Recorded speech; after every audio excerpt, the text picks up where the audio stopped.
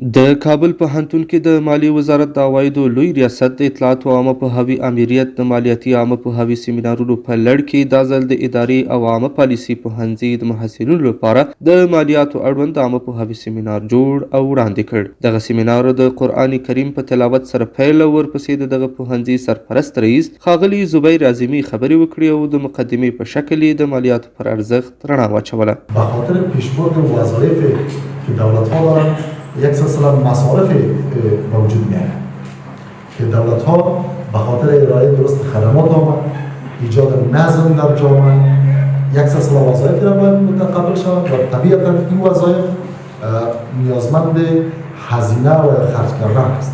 یک سلسله مصارف دارند. د ښاغلي اعظمي تر وینا وروسته چمتو شوی سیمینار محصلینو ته وړاندې شو. مشکل داره در فساد مالی، مشکلات خود را کلمات شریک میکنه و منطقه خود را مشکل داره حل میکنه.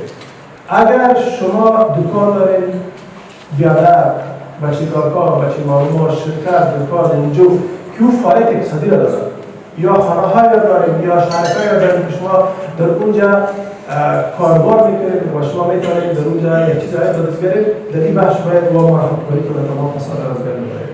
د یادونې وړ ده چې تر دې وړاندې د کابل پوهنتون د اقتصاد او حقوقو پوهنځیو محصلینو ته د مالیاتو اړوند د عامه پوهاوي سیمینارونه وړاندې شوي دي.